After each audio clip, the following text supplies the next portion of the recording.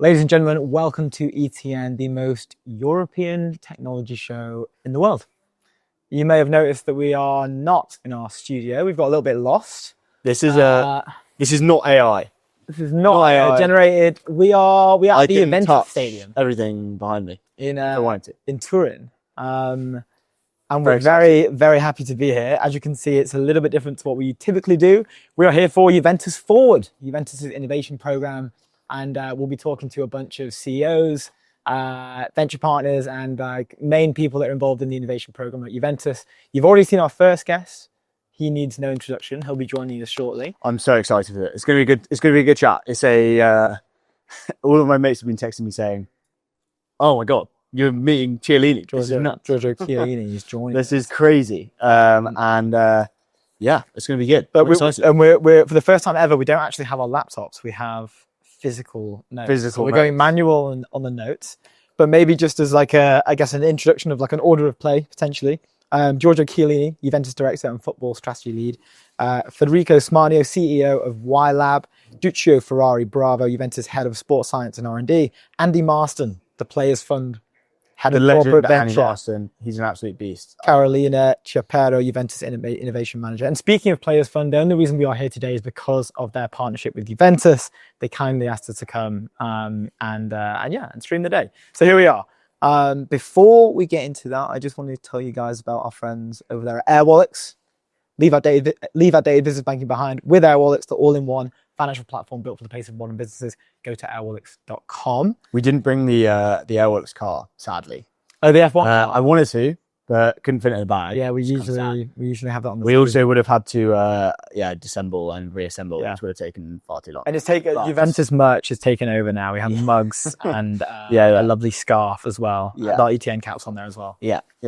But before we get into that as well, we can't miss out. This is very legacy. This is very manual on some European news that's going down.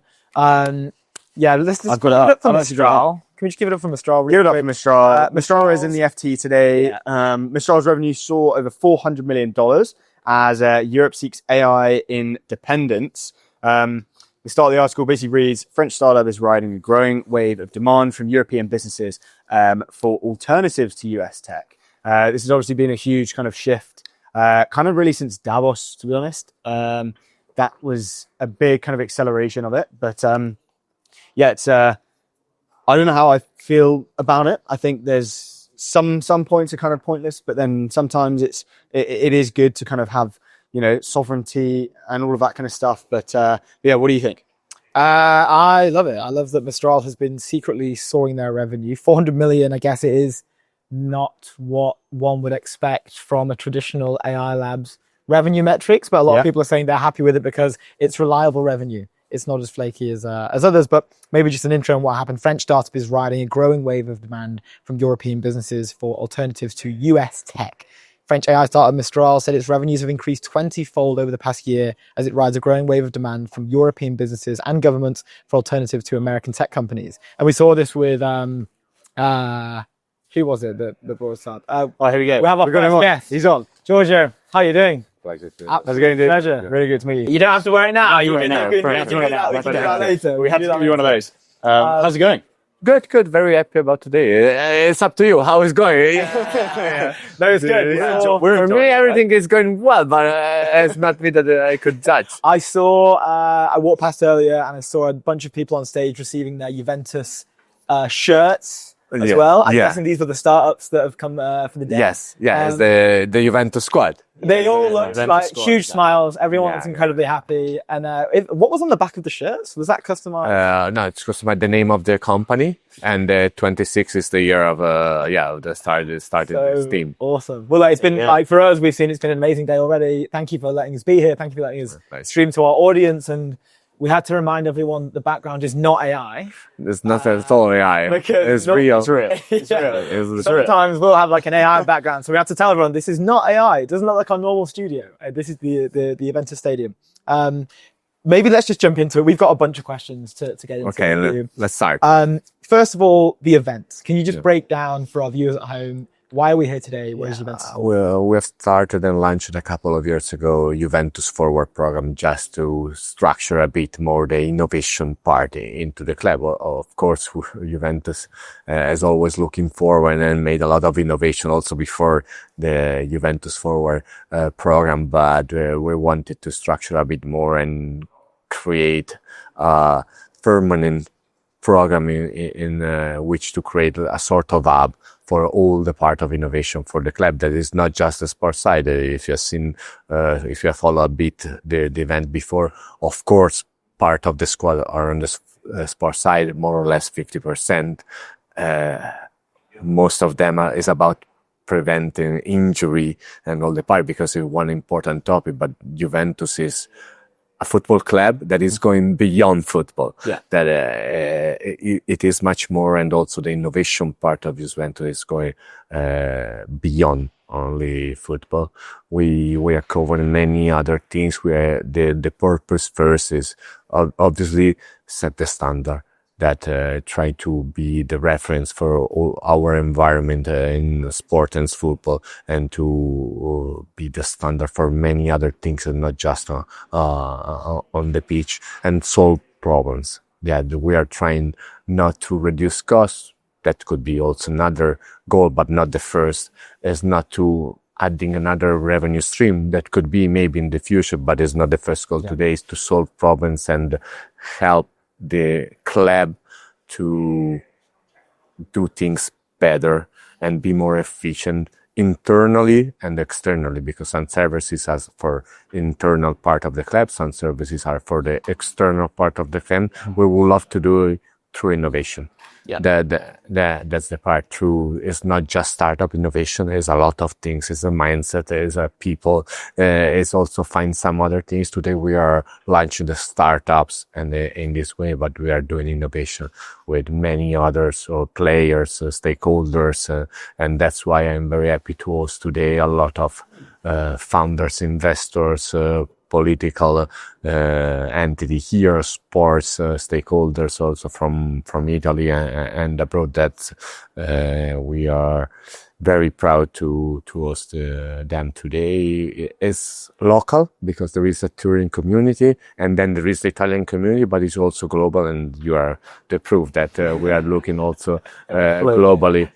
We are partnership with other. Today we are presenting Players Fund that is covering and globally, but especially in UK and the Anglo-Saxon world. We are also not yet announced, but some that we are moving also on the east part of the world, and other part that in order to have this type of partnership, to receive a lot of ideas and sharing this with people globally first, locally first, but also globally. Yeah, that's awesome. And how does your how does your role kind of fit into all of that in Juventus?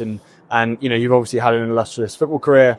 How do you kind of take that and kind of apply that to your role now off the pitch? I think that everything starts from the curiosity and a lot volunteer to improve that and to discover new things. That's also part of innovation. Innovation is curiosity, to go beyond and to think forward, and all this type of thing. Relating to football is managing a team that they will launch it as 11 new players and with a normal presentation, but it's a collaboration of all the stakeholders involved in this work, as collaboration of different players for a team, but also different teams if you think as a league, and different country if you think as a global entity, and that is something that we can relate to football. On my personal side is also a sort of hobby or whatever interest that I always had during my life, neither my career, during my life, and that's why I'm here today, and it was part of my journey. That's awesome. Yeah, it's a stark shift going from the pitch to the boardroom. I can imagine that. It's different. Yeah, I love the Pros and cons. I would have loved to play until 6 years old, but my knees and my calves disagree at all. But also is a different mindset, rhythm of life, also putting the end of your idea, project, whatever it is. It's not easy to switch from a daily routine, but also to daily goals, to looking much forward, at least to the next month, next year, or even more 3 to 5 to 10 years. This switch is the hardest part, because you are involved in the daily routine of football, and tomorrow is the most important day, and the next game is the most important games. And at the same time, you have to think forward and then to understand the next season. But then if you look at this type of things, it's neither the next season. It's much more trying to solve a problem, but also start to look into solve some problems that we could arrive in 3 years, in 5 years, or to find another way to do one good process. But you know that it's good now, but looking out around the world and or around you, you can find, okay, now it's working well. But if you are not the first to take an advantage, do the first step, that we are not gonna be the first in 3 years and 5 years. And it's not just on the pitch, but could be also on the engagement of the fans at the stadium, engagement of the fans in Asia, or many other things that innovation is very transversal and could cover many departments into a football club. Yeah, really cool. You've mentioned that, like, this is like you cover a lot of topics there. This 360-degree management approach is something that you've mentioned before. And this is integrating medical departments, data analytics, commercial strategy, like all of this is rolled into one. It sounds like that's similar to what you're touching on there. Can you explain that a bit more? Yes, that's something that I tried a bit to tell you before. That you talk about medical, that here we have an hospital. J Medical is here, is right across the street here, and we own, and that's okay. It's covering a bit our team, but it's for the full community. We have a sports hub there that we have we have a lot of rehab from ski athletes, tennis athletes, that really top athletes all over the world. That is not just for Juventus. And today we are hosting Politecnico di Torino, that is as a very, very good project on medical, new technologies or whatever. This type of connection is possible through innovation. We want to lead a lot of processes all around the stakeholders here to facilitate, get better. And of course, at the end, the result of the pitch is the most important, but it's not just only these things. We could talk about marketing. We could we saw the Creator Lab. We had a tour of that thing, and there's tons of documentaries that I had no idea. Like, so many. I was one of the first. I saw you on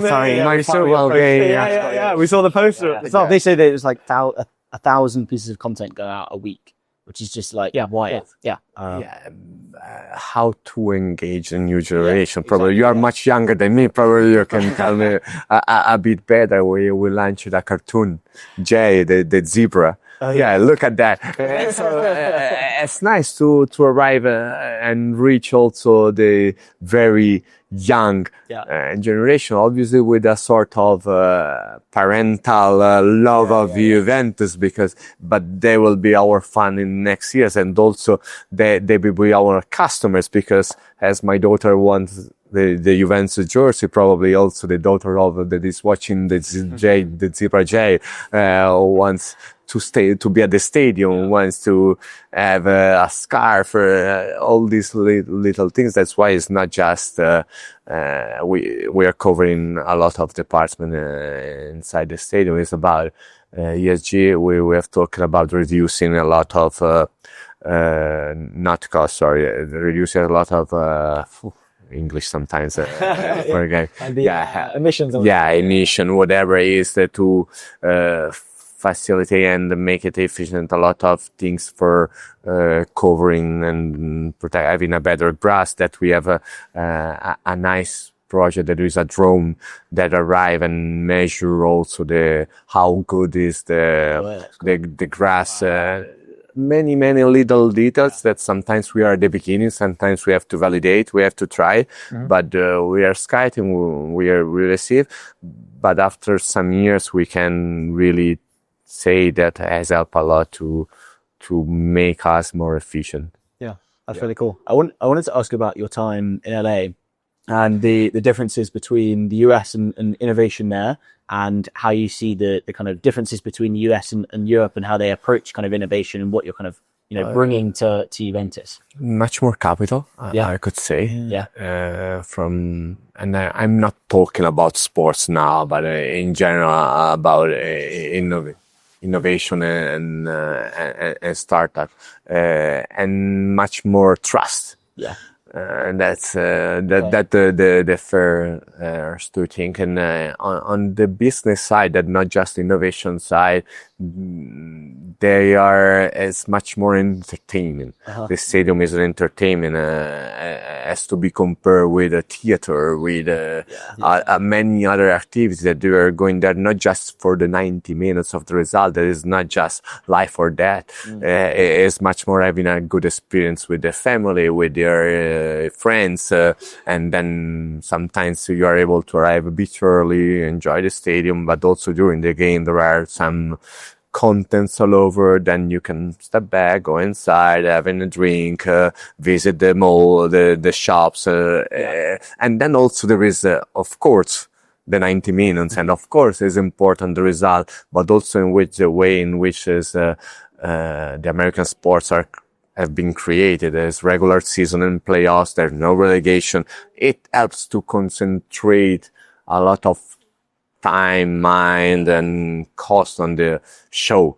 Yeah. And the goal of the day is winning a game, but also permit to our fans to have a beautiful day at the stadium. And trust me, the retention of people that's coming the first time to the stadium, when they go, oh, okay, I would love to go back. Yeah. And watch another game, and attend another game. Experience, right? Yeah. I mean, look at this, like the jets fly over the stadium sometimes. Yeah. Super Bowl. That's the most thing. We saw, some videos of the game the other day, and there was like a light show and all that kind of stuff. And Andy was showing like the theatrical. I even said it looked a bit like a Super Bowl because it was very upbeat, but it was flashing lights. It was good music. It was sometimes from the old generation, part of the old generation. Sometimes said, but it's not football. It's too much. What I think is not. It's just adapting. Yeah. To what the real world is now. Yeah. That sometimes also. I give you an example. The players, when they arrive, they're not go straight to the locker room, but they're passing through the main hall when the higher season ticket holders are here waiting for them, and then they go out, a bit of a show with lights, music, whatever. They go down through the stand, and then they arrive at their locker room. It's 3 minutes. It's not a lot of, but it makes a massive difference to the fans. For the fans. To the fans. Exactly. They arrive an hour and a half before because they want to watch them coming in the stadium. Maybe neither have a picture, maybe neither have an autograph, but just to see them arriving, and this type of feelings is just one small thing, just to let you know that. But the time has changed. I remember the first time we did it, I said, "What is it?" It was really weird. I was already playing. It was my last game. Yeah. But after that, this became normal, and a lot of teams that came play against us, when they saw it, they said, "Wow, it's amazing! But are you really doing it?" Yes, of course, we can do it. And the sports side does not complain. We let them understand, and after a couple of times, it becomes normal, right? Yeah. Yes, that's it. And more teams are doing that as well. Now when you see a lot of projects about stadium, they're trying to have like a tunnel close to the fans, so with some glass or no glass.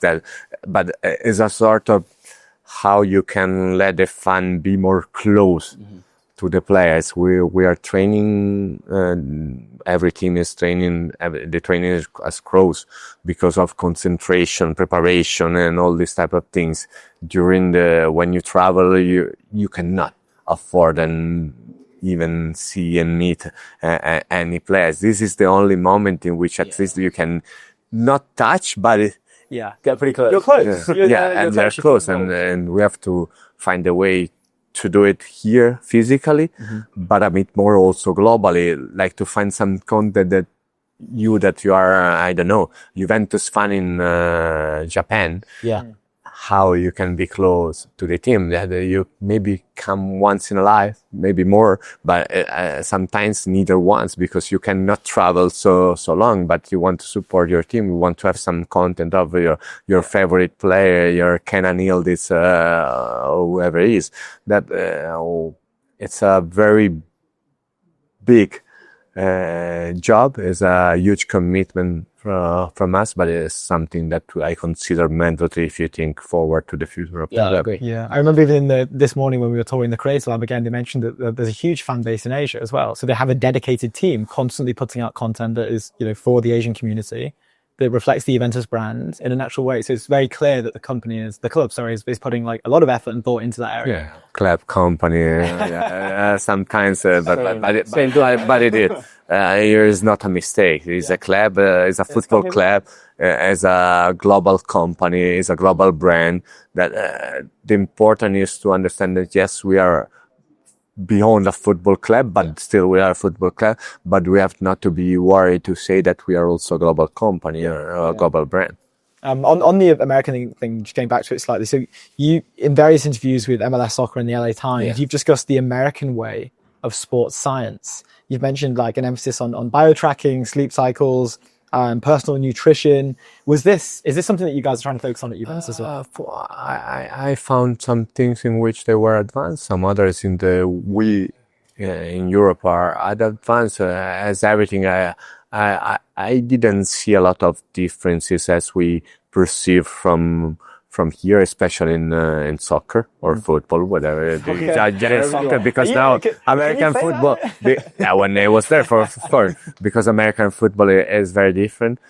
Probably the engagement part of the fan is the part in which we are much more behind. But they can do it in a different way, and probably also what the fans wanted once there is very different from what our fans want here. That's also what we have to consider. We cannot replace at all. What we can do is to have some ideas and make it in our own way. Yeah, in like the European style. Yeah, European style. But European is Italian. The Juventus style is different from the AC Milan style, and it's just 1 hour by car. That yes, European, but also then the country, and then the region, and then the city. That's also the beautiful part of the world, and in this case the football, because we are different and our history are different, our presents are different, but find your own way is the most exciting part. Yeah. And so you mentioned like part of your job as well must be to educate the Juventus maybe executive team about how then we need to be sort of thinking in a modern way. And it's clear that there's been a lot of steps taken to do this. Just looking around the stadium again, I mentioned the Creator Labs.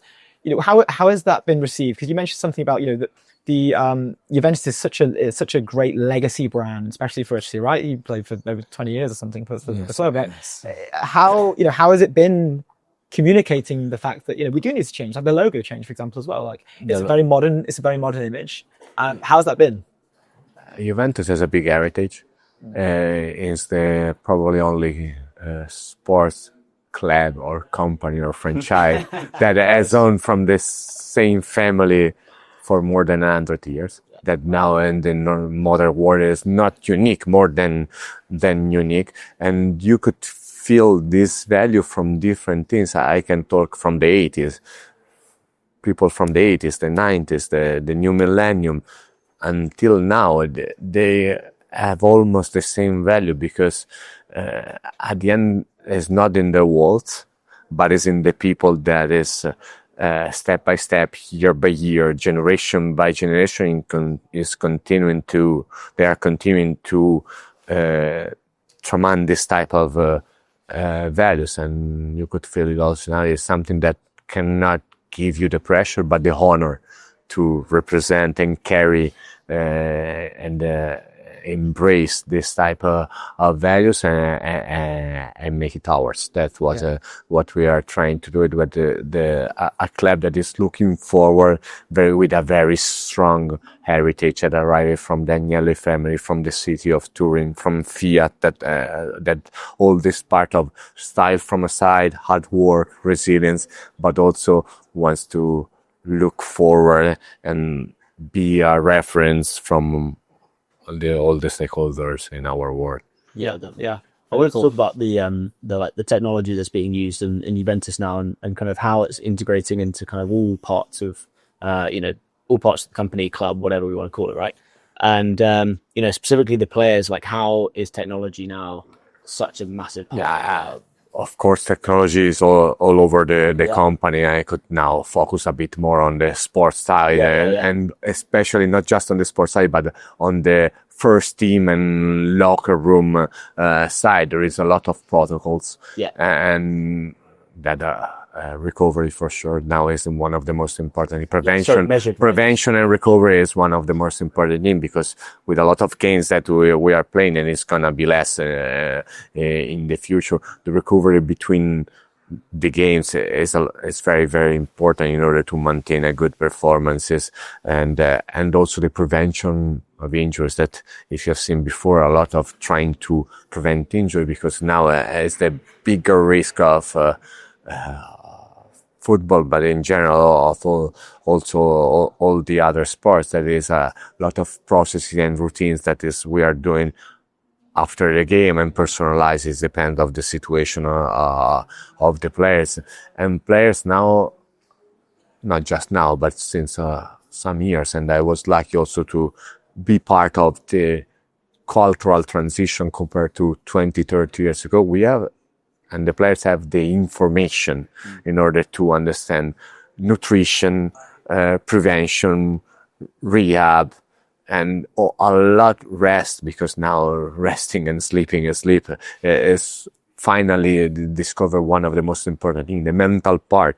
Then now the athletes has the tools to understand what is better for them. Everyone is different. Maybe one good machine is working well for you and not for you. And for me, maybe some days, yes, it depends of the situation, how much I'm tired or not. That the hardest part for a player is to understand how the body reacts to different treatment, exercise, loading, and everything. Different from the club is to understand your feelings, your output about recovery performances and all these type of things. And of course we have a lot of data, but the hardest part of the data is to understand them. I think that we are getting into the modern way. Obviously we have a lot of things to do better, but there's no closeness of embrace the new technologies and the new opportunities.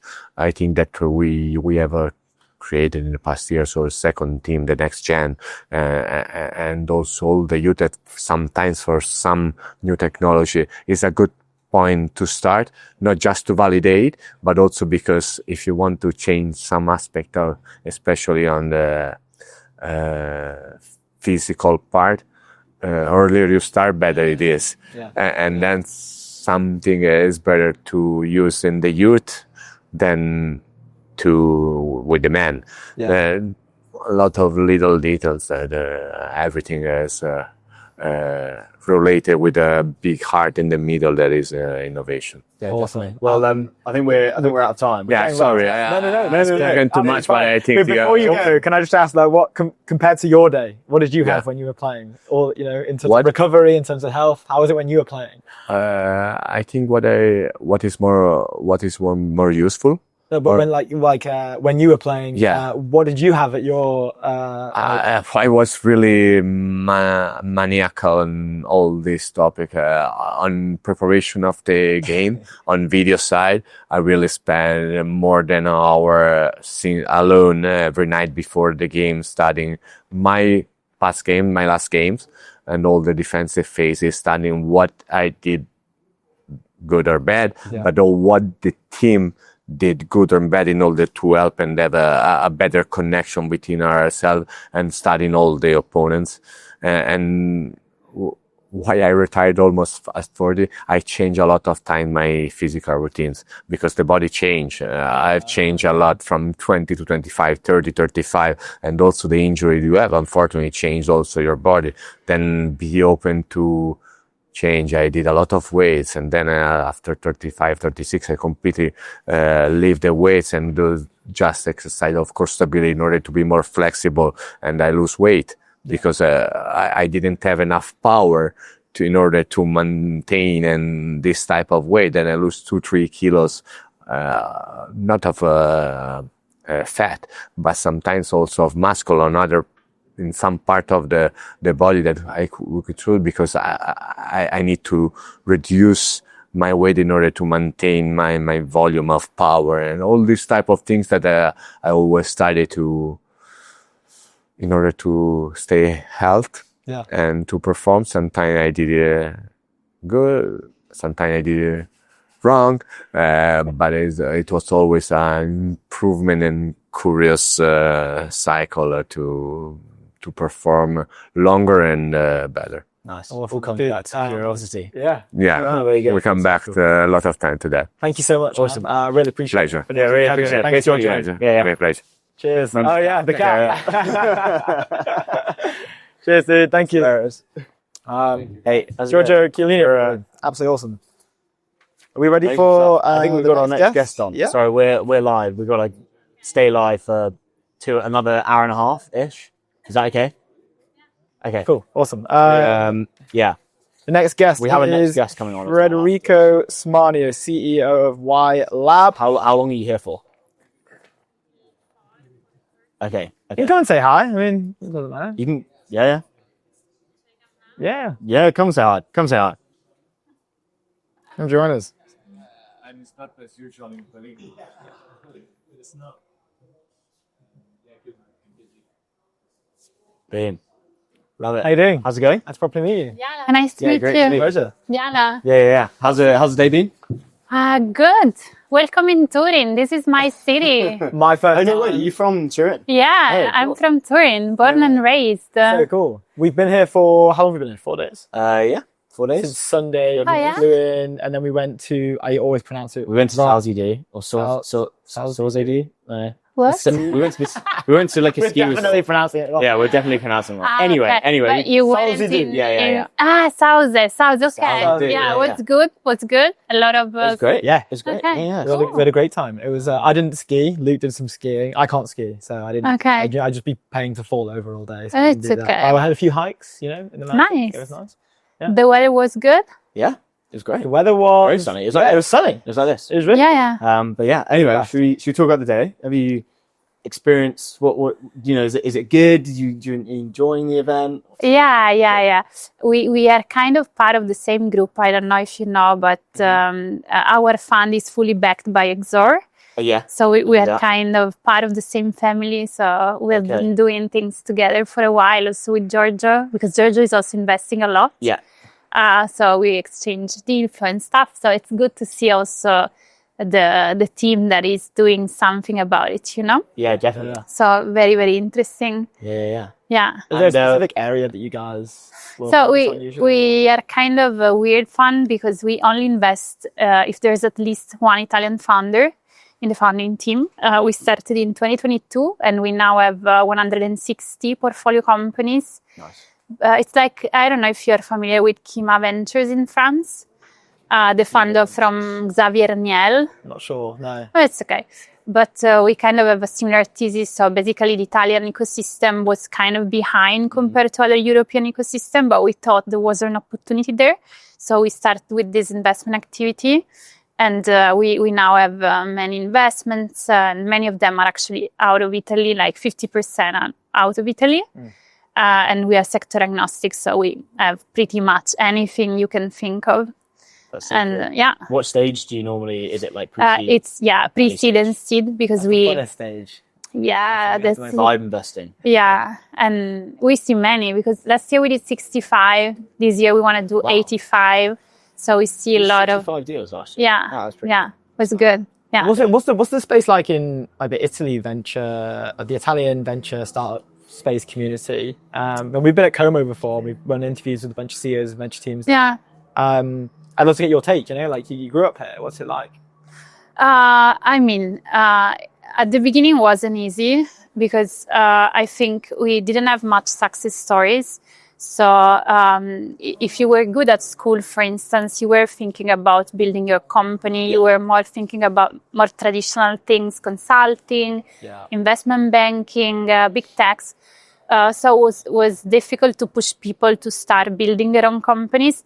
But now we have some good stories. So, you know, the flywheel is kickstarting. And we hope to see much more. And we are also the organizer of this big event, Italian Tech Week, that we do in October. Last year we had Jeff Bezos coming. This year, Sam Altman. And this year we will announce soon who is coming. Nice. And that's a big part of it because thanks to that, we can inspire people to dream big and trying to build new companies. But at the same time, also we can get incredible people to come here. And of course, once they are here, we push them to meet our funders and they start investing in the companies. So we are seeing some good traction. But since we invest pre-seed, it's too early to say if we're doing well or not. I mean, on paper, we are. Yeah, but it's still a long way. Yeah, long way to go. Early. Yeah, we always talk about it on the show. You know, that flywheel effect and the kind of compounding of, you know, more examples equals more people trying, and therefore, you know, inherently going to be more winners, right? And it's just such an important part of just showing that other people can go and do what they want to go and do.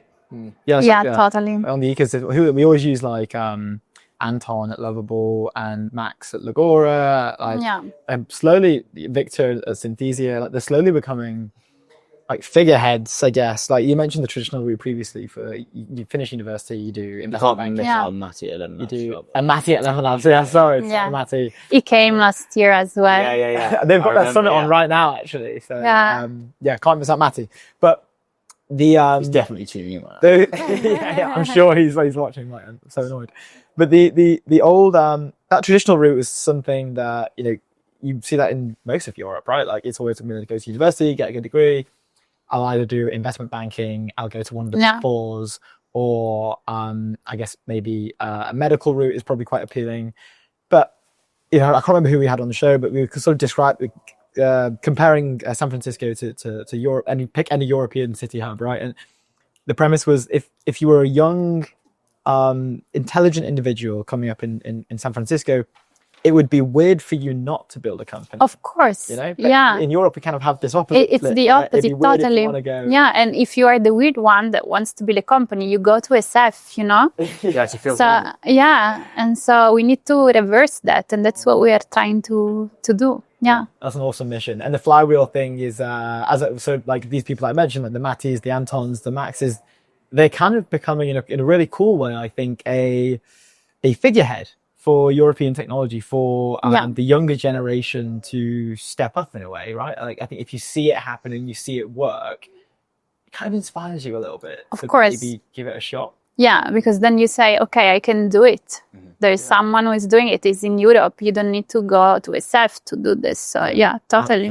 And for the rest of 2026, what are you guys excited for in the fund? I don't know how big is the fund? How many people are in the fund? It's not big. I mean, there are only 3 people in the investment team.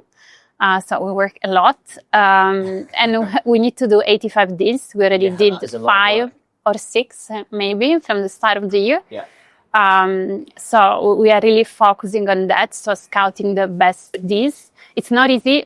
I mean, it's easy on a side because you are targeting Italian founders. So you're looking for Italians, very talented all over the world. Yeah. It's easy in Italy. I think we can see 99% of the deal flow. it's less easy when you want to see good Italians in SF, for instance. But since we now have many founders and they are all over the places, they are sending us the best deals. Oh, really? Okay. Yeah, so we are trying to engage much more with our founders all around the world. So we are visiting them. We're going to Zurich next week, Nice. New York, SF, Paris, London, where we know there are the best founders. So that's pretty much what we're focusing on. And then, of course, the event, that it's huge and needs a lot of organization. And on top of that, we also have a venture building activity, and it helps us to have a better deal flow. So a lot of things. Yeah. Amazing. Yeah. Awesome stuff. But I think we've got our next guest. Yeah. Thank you so much. Thank you for tagging in so quick. We really appreciate it. Bye. It's good to meet you. It's like funny, like the first time we properly met. It's unfortunately live on show. We can get a coffee later. Next on the show, we have Federico. Smolio. He is the CEO of YLab. Federico is on. Let's go. Are you ready? Welcome to the show. How are we? See you. Good to It's a pleasure. Yeah. Thank you for having me. No, the pleasure is all ours. How are you feeling after our dinner last night? Nice food. Nice food. You ordered very well, actually. Everyone else had a pizza, but you ordered some. I don't even know what it was. I don't know how to say that. It's a mixed Italian fried, fritto italiano misto, which is a mix of fried things. Not really, not really healthy and light at night. But as a matter of fact, I went running this morning and I was not really Not as fast as in shape, but I had to. So, and then we had a few drinks as well. But in any case, all good and all good. nice people and very good company and very interesting conversations. I agree. I agree completely. By way of introduction, I mean, you are the prominent figure in European startup technology system. You currently serve as the CEO of YLab, Italy's first sports tech startup incubator. And you're also a program director for We Sport Up as well. So a couple of things here to dig into. First of all, what is YLab? YLab is originally a sports tech incubator. So the goal and the vision was to scout, select, incubate, invest in highly innovative, early stage pre-seed ventures, investing around 20,000 euros plus giving services to these companies. I said was because this model is difficult to sustain. So we moved towards a more, let's say, consultancy agency model in which we still accelerate startups. We still invest in startups, but we get paid. So we are, let's say, hired by some promoters, like, for example, public and private. In this case, CDP Venture Capital, which is the National Innovation Fund, has launched 20 vertical accelerators, one being in sports. And we, as we are like expert and vertical on this, we've been doing this for 10 years. They picked us and appointed me personally to, let's say, run the program. In this case, we are doing acceleration. We invest in startups while we run the program, but it's still I would say, an advisory role because we get paid for someone that wants us to do let's say, a very vertical service. Yeah. Apart from this, we are active in open innovation programs outside sports as well. So we serve, we know how to do it. We have a network. We are pretty agile because we're a small team. So we can be very, let's say, flexible and effective with companies of big dimensions in their effort to innovate inside and outside. So, plus we are also doing training educational programs coming from Y Scout. When I say Y Scout, it's because that was the first company the owners invested in, which has this huge scouting platform for professional football. We are, I say, credible enough to provide courses to people that want to become football data analyst, for example, or another course is data-driven football. But we also do this most of the time for third party. So we organize courses for third party where we are credible and it makes sense for us. So it's a kind of mix between open innovation programs, training programs with the investment components is still there. We are investors, but we invest when we work together with startup. It's not the financial concept merely of, I like this company, I put the money in this company and then see what happens. It's working with them, supporting them, creating opportunities with the network and with coaching as well, a lot of mentorship, one-to-one work. And I talk with founders day in and day out. So this is part of the work, but it's not, let's say, the core business that we do. Yeah, but part of I don't know if I know we are pretty complex in some respect, but so we have a vision which is ignite innovation and entrepreneurship from sports, outside sports. So that's a new vision. Yeah, I like it. So but it has so many different, facets to it to be able to get to that vision, right? So you have to be able to do everything, right? So it's important. I wanted to touch on your early career as a football player and kind of moving into, more of the commercial side and that transition. And you have that kind of smart player framework. I think we looked at when we kind of did some research. What do you've been very successful in kind of both sides of life, I guess. What's the the advice that you give to kind of younger players who I don't know, maybe they're mid-20s or whatever, and maybe want to be thinking about things like that? People like the Players Fund is a great example of someone who has had a great football career, but then also, who's done very well in the kind of business side. What do you see in those kind of people and why? Well, first of all, thank you for the question, because these questions and this topic touches my, sensitive chords.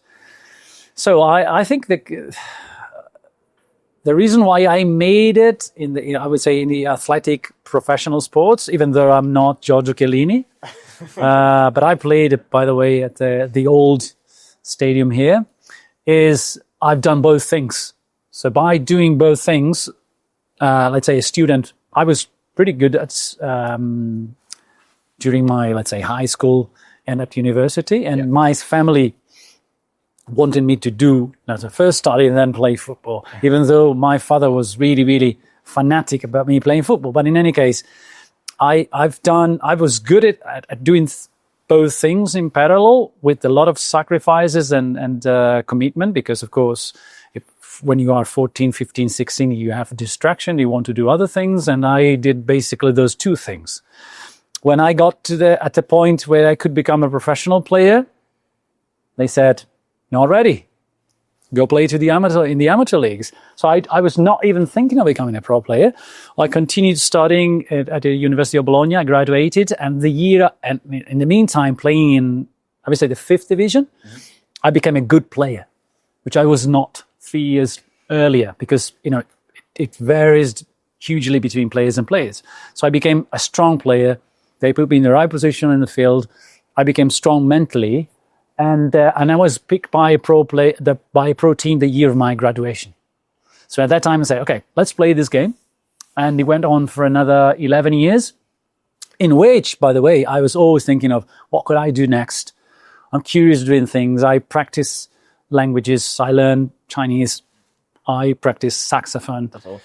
So it's me. It's being curious. It's part of my DNA. But I think this curiosity and bringing, you don't have to be afraid to do many things.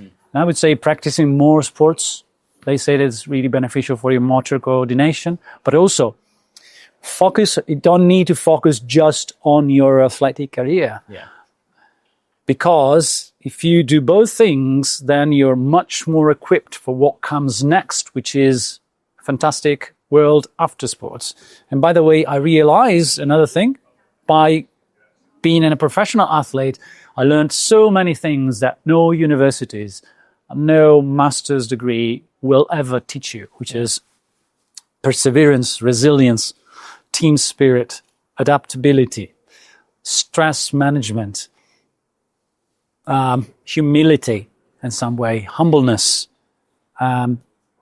influence, how you can do with people because they are in love that you play some sport. So I thought this was not wasted time, but I needed to, hit the ground running when I started a new career. Instead, by working with startups, entrepreneurs, and founders, I found that missing link that made me realize, all those years were very, very, very useful for the preparation and the development of skills that are fundamental in any work or business environments. And so I've been too long, but maybe the advice is don't abandon your studies, because those are necessary and important, and it's definitely necessary if something goes wrong with your career. And if you're lucky and good enough to do a professional career, be conscious of your superpowers, because those superpowers will be your, let's say, I would say hidden card, or the thing that will help you in your future career. It's so interesting because, so Chiellini talked about curiosity a lot as well. And there's a lot of similarities between, you guys having kind of, done the football side and really done well. And then obviously on the commercial side. So it's super interesting. You both talked about curiosity. There was one thing I want to just get you on before you go. So you spent 8 years in Serie B as the head of digital and fan relations, right? Yeah. You were credited leading the league's digital transformation. Yeah. What does that mean for a league? What is like a digital transformation for a league? How does that? That was maybe digital transformation is a bit like a kind of a buzzword, and that was a little bit too ambitious. But that was 2010. I've been at the league.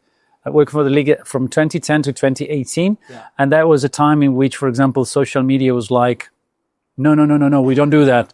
We have just a website. And that's enough. I remember speaking with a digital, with the Bundesliga, because I wanted to just understand what the others were doing. And I say, no.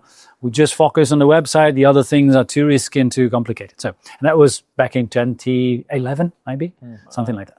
So, things have changed, and so I took care of all the digital infrastructure, building a new website, building now the first mobile application for the league, and trying to do fan engagement initiatives at the league level, but also at the club level. So understanding, the needs of the clubs, and trying to. And at the time, without even knowing, I was working on innovation because I got a lot of pitches from companies providing a solution for the league, and I was the person. Evaluating this solution in some respect. So I've seen lots of things coming out from startups, agencies, tech companies. I had a role in this. Well, first of all, I studied the fans. So we've done some research on the Serie B fans. Yeah. That was very interesting. And we tried to do a fan engagement platform, like a loyalty platform, which was difficult by implementing, let's say, the first web page in the search engine was equal to everyone, and then you could click and you could go to Cesena web page in that case, and you could find your Cesena fan web page. Those not really up to date initiatives, but in any case, all things regarding data. So trying to understand what data we had, building a centralized database, helping clubs build their own and try to merge them. Nightmare.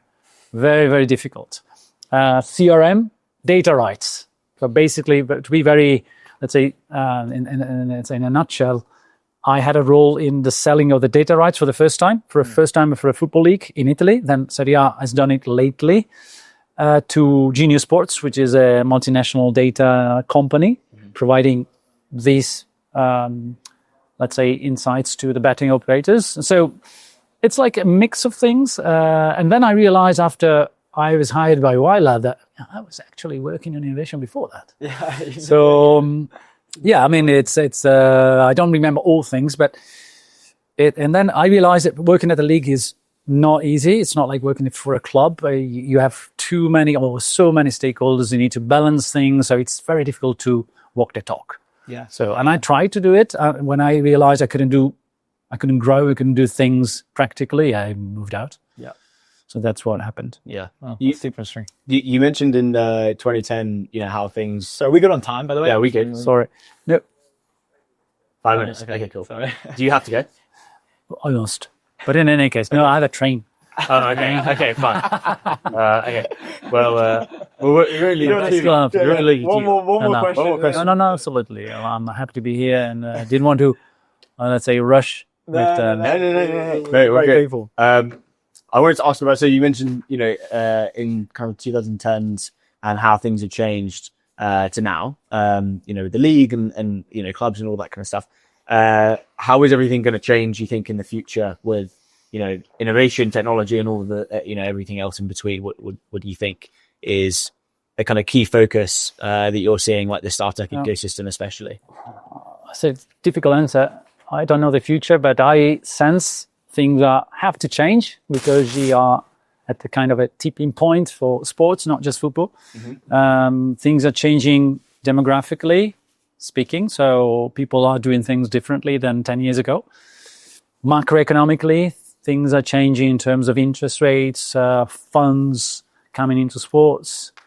Geopolitically, new countries, new owners, so things are changing rapidly. And one common theme is we need to find a sustainable business model for football. Give you a number. I think I'm not mistaken by saying that Serie B league in total loses 200 million euros per year, per season. Wow. It's 20 clubs, right? It's like the cumulative total of all the clubs. All right. And it's 1 billion in 5 years. Wow. So you cannot really sustain and afford this. So things have to change. And I think innovation comes into play because, of course, we need to change some rules of the game. We need to find new solutions. We need to find new technology. We need to be more efficient. We need to generate more revenues. We need to maybe think of new models of owning technologies. We need to, because if I have the chance of not only work with technology company, but also invest or take equity, there might be a new line of stream if this company goes well or do well that didn't exist the day before. So it's this kind of concept of thinking new ways of doing things by keeping the passion and say the legacy of the game which everyone wants to see, or at least everyone. But it's a lot of work. I don't know I don't think the spark will come from leagues.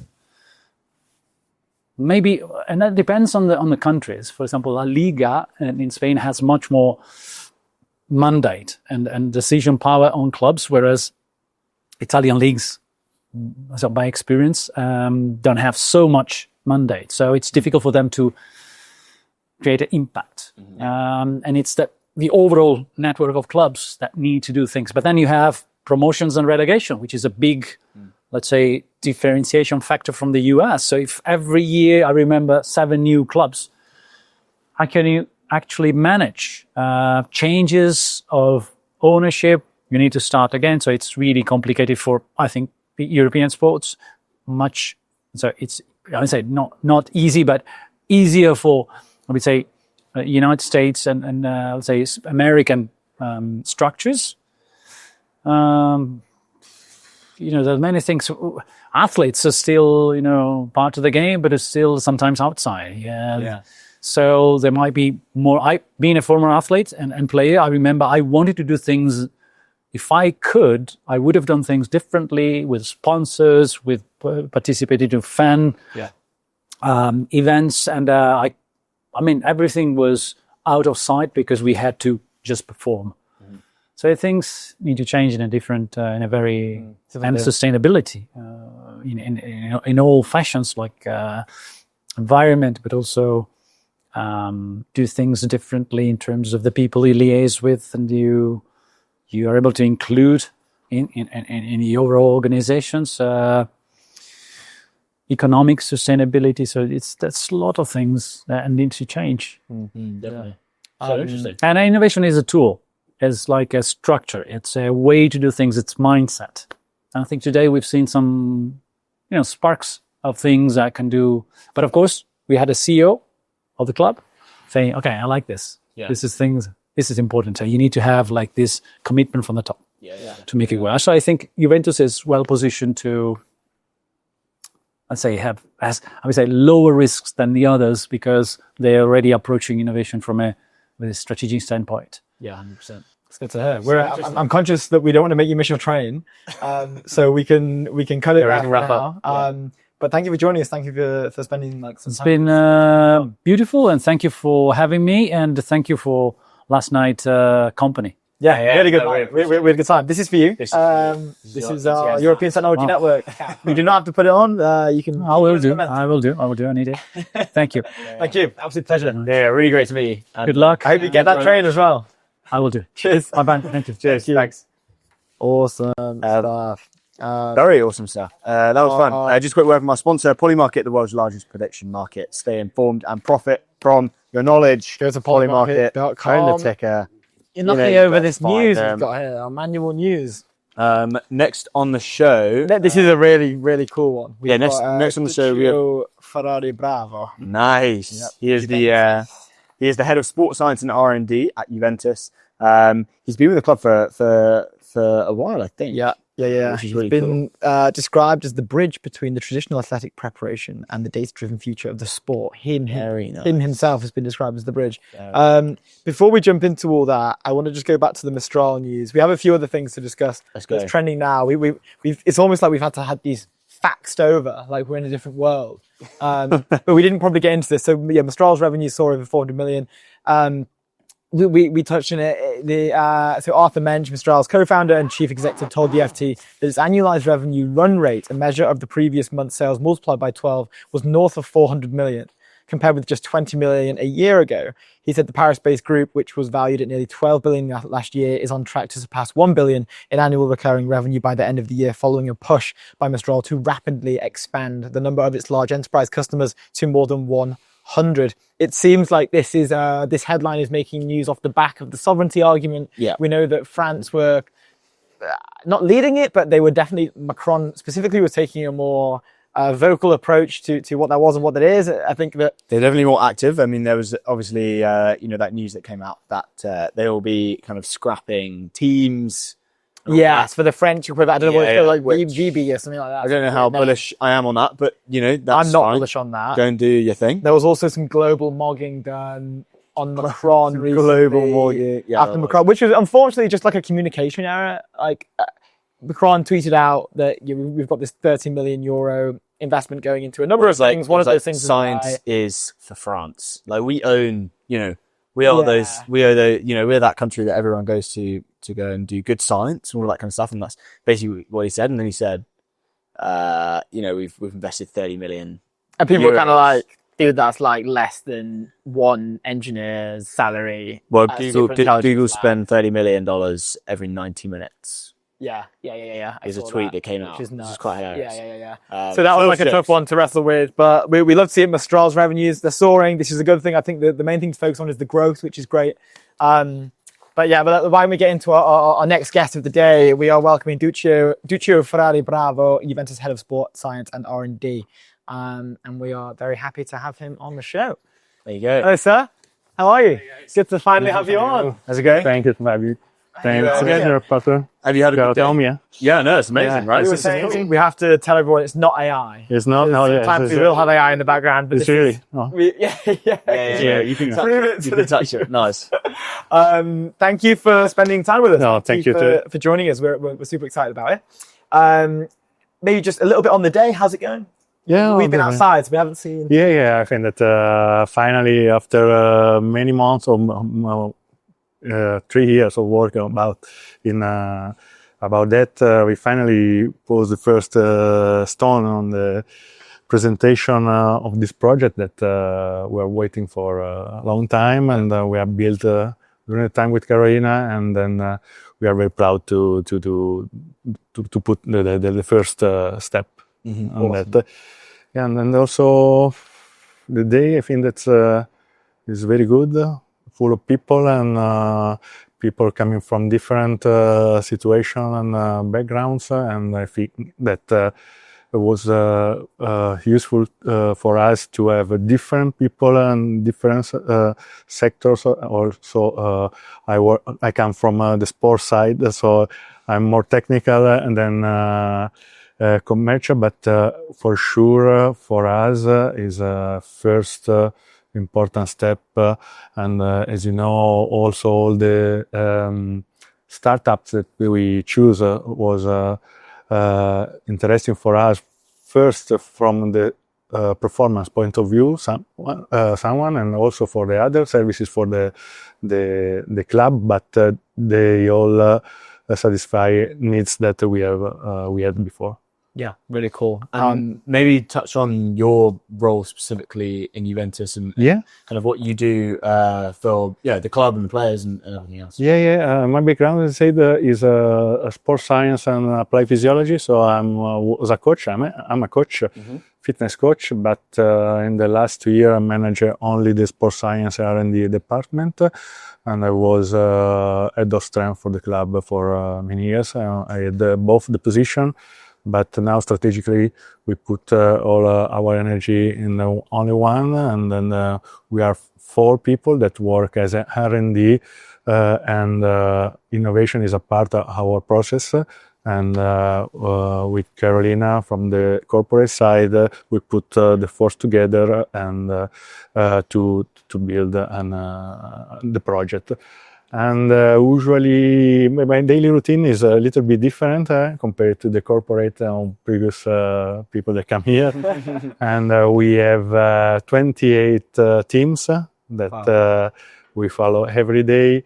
And the main activities are monitoring, training monitoring, match monitoring, and testing also, daily, weekly, and monthly. And also support for the teams. This is the fast part of our job that in which we are involved every day. And then we have the slow part of the job. This is innovation, R&D, and knowledge sharing internally, like conference, resume, or something similar that you can put available for all the club or for the people that are interested to improve a little bit. With the international vision, the competence, and the experience of the colleagues. But so mainly our job, we are 4 in the department, and one of the guys, is totally dedicated to the first team, another one to the second team. And with another, my colleague, we manage all the other teams, obviously not in the same manner, but as a concept that is important also for the choosing the startup, is that when we introduce something new, like in monitoring, like in testing, must be available for all the teams. So because we need to have data from the first team till the last team, male and female. So maybe our step has less than a little bit slow, but to be sure to have the right choice and the right new entry in the daily routine, and also that could be available for all.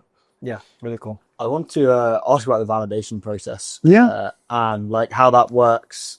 And I guess is it weird or not common for someone who works in the sports science department to be working so closely with the innovation department? I think that's a great thing, right? Yeah. And obviously, your work has very large impacts directly to the players. Yeah. And so the startups that they have their products and their products with in development. Yeah. Exactly. So it's a very important job, right? But is that quite strange for No, it's important. It's a good point, this one, because we try to so we start from the formal side. We start to scout some new product that go to cover a lack of information that we can have inside the club. An example is today we are very strong in monitoring during the training session, like GPS, like heart rate monitoring, or maybe in fitness assessment, like testing on the pitch on the gym. But we have at the moment a lack of information about biomechanics and quality of movement. Now, with the new wave of AI applied to the computer vision, could be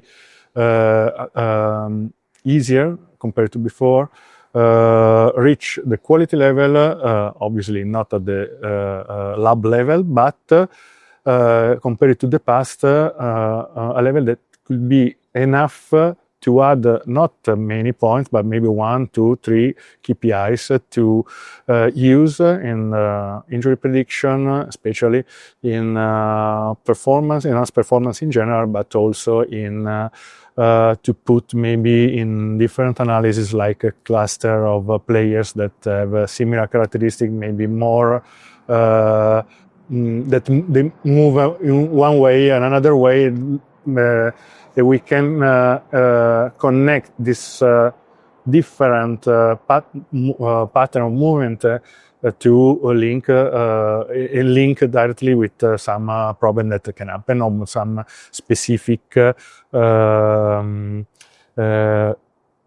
load scenario and training scenario that could be in the past maybe enough to become injured. Yeah, really interesting. Sorry, it's a bit complex. Yeah, This is it's cool to get. and sorry, but the validation is important because we have two goals. The first one is that we need maybe something that we are not that we haven't yet, but also try to have an advantage in the performance compared to the opponents or the competitors. So for that, we sometimes have to choose the startup or the not only startup, because innovation for us is also processes, visualization, new analysis, but in general, maybe in this case, startups that also in an early stage, because if you need a competitive advantage, you have to start quickly. Obviously, the problem of the validation is maybe the most important, because we need that they have check some points and that we need as a confirmation of the validation process, but also maybe part of the path we can spend together to develop more and to validate in a real context. Obviously, not with the first team like here, but maybe in the academy or the second team, just to try not only the effectiveness of the product, but also another thing that is very important for us is the ecology. Must be ecological in our context. So in terms of time spent and resources used to use it. Yeah. That makes a lot of sense. I was seeing a lot of your role is focused around performance management of players as well. In the past I was, but yeah. So that, and how, like, what is it? What's important to track for, like, from the R&D side? Like, what are the metrics that are important to track for the department? How does that work? A lot. I think too many to speak in a few minutes, but.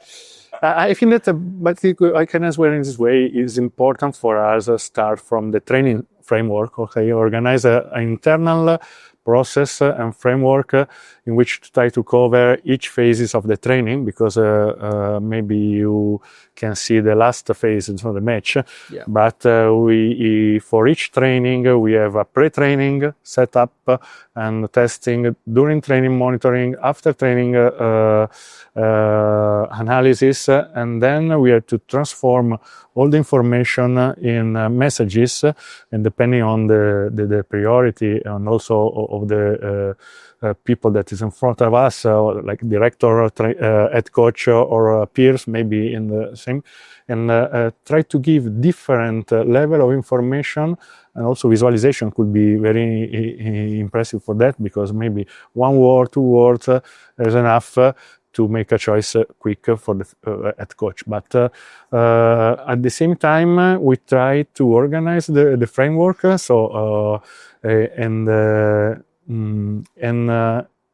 fill the gap in all the activity that we have, in which we have poor information. So it's you can find literature in the practical processes, a lot of routines that you can use, but the most important thing is not which, but it's important how and when during the time. So, and obviously more information you have, more. As the puzzle is complex, it's like a puzzle, and but also more complexity means also more problem to solve, and so maybe less is more. Maybe sometimes depend. Okay, That's the last. but obviously this is only the performance and fitness point of view, and so load in the training. But we have also the department that develop all the analysis around the technical drills and from the technical point of view. Yeah, yeah. This is another part of the part. That's another thing to unlock. You mentioned like load there. Like there was something that we found about training loads must evolve to prepare these 15-year-olds for the intensity of the Allianz Stadium, and I think it was this is training duration being more effective process than training intensity for some of like the younger players. Depend. So the problem related to the discussion about intensity or volume and the training, and also another debate is about ball or without ball for the training drills. I think that the most important thing is have a clear objective, and you can use different way to reach the same goal, maybe like intensity, if you need intensity in that training session, but maybe you need volume because the match is 90 minutes. If you train only 60 minutes, also if in an intensity way, maybe it's not enough to cover all the matches. The debate is big, and we can answer in different ways. But I think the most important thing is to be focused on the goals and the processes. And obviously, our job is our work is target and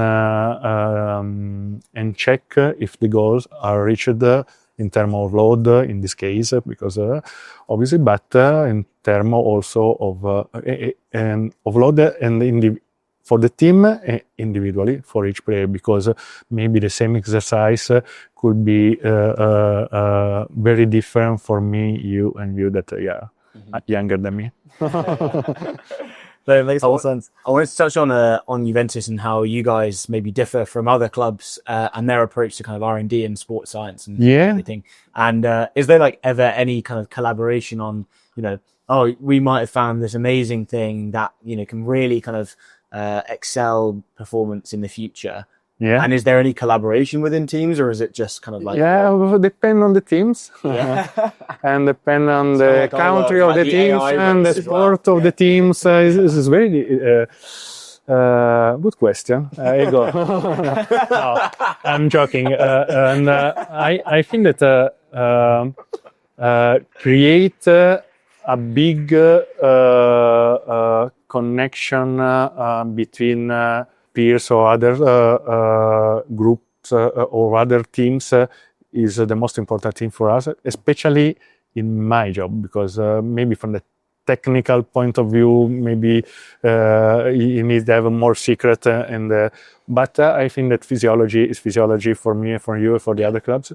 And I think the sharing information, not specific information, but sharing experience is the most important thing for us. And we had the opportunity to have 3 internal PhD with my colleagues, but in different universities around the world, one in Sydney, one and 2 in UK. And my colleagues just finished. So I'm very proud of that. And this gives us the opportunity to stay in contact with different countries and different mind setup and different also people that study a lot in this way, and also from different sport. For example, AFL in Australia. And in Italy, we are proud to be, I think, the first team with a specific dedicated department inside the club. Not now, but when we start 5 to 6 years ago, we was the first, and we tried to reach or maintain a similar level compared to the master of this kind of application, like UK, like Australia, but with few resources, but with a lot of hard work to maintain. We are proud also to have internal scientific publication with more than 20 with the affiliation of Juventus with my colleagues, and this is we was the first one in Italy. This is for that I'm very proud about that. But in general, sharing for us is the first thing. So, Yeah. joking apart, yeah. I guess like a traditionally very collaborative area of like research and science, right? And then pairing it with. Well, of course, we have maybe some internal analysis that we don't share, but because it's interesting. An example was when I changed the rule about 3 or 5 substitution after the COVID period. We had an internal analysis to in the season before and during in Champions League and in Italian Serie A. To understand the strategy that the teams took after the new rule, and also the opportunity that have more substitution take for the clubs, for the teams. And we give internally this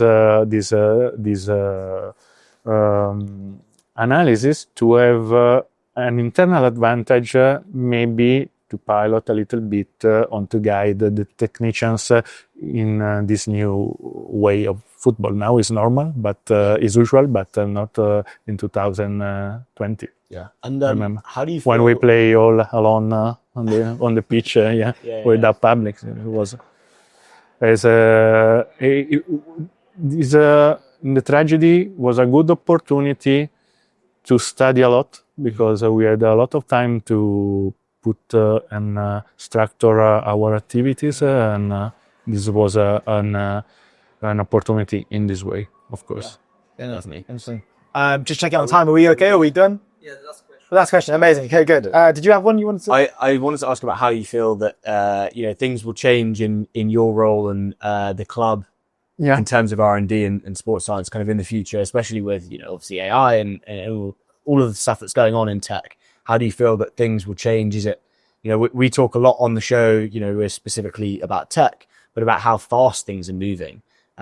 Is that the same in kind of your world? And do you feel that kind of like shift really changing, more clubs developing, new ways of increasing performance, but then also recovery and, lots of different areas? Yes, to mean which is the area in which we can have more impact? How do you feel that things will change in the future? Yeah. But today is an example. We have 2 startups dedicated to brain training. Yeah.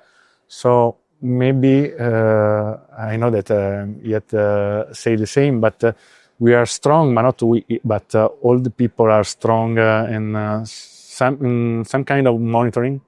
But we have 2 different fields that we can explore, apart the recovery that you cited, but it's more difficult because track the attitude and the routine of the players 24 hours, 7 days a week is not so easy. Mm-hmm. But we are sure that we can monitor inside the training session, maybe ask via some questionnaire about speed, sleep quality or other kind. But I think that we can explore the training from the neck to the top and also under the feet, because also the ground reaction could be another way in which we can improve a little bit.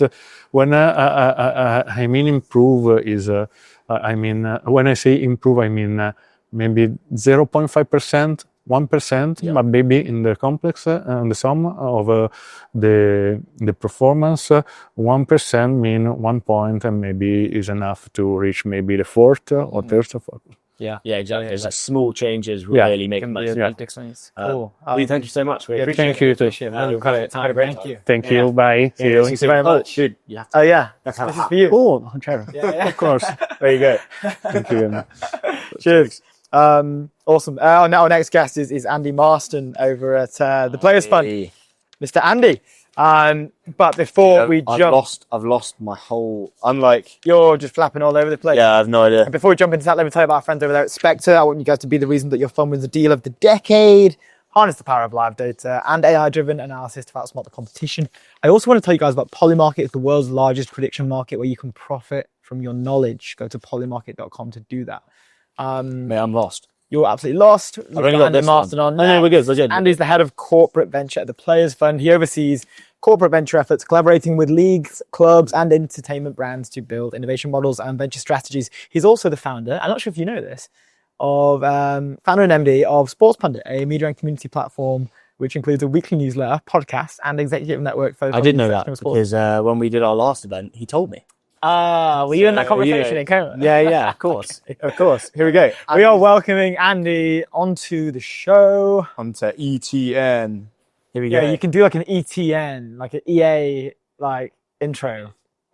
To the game. Dude, what's going on? Thanks for joining us out here. Yeah. What's going on in there? You know, we're outside here. Have you enjoyed it? It's been good? Yeah, it's been great. It's been great. We just wrapped up. We were the final panel of the day. I guess saved the best till last.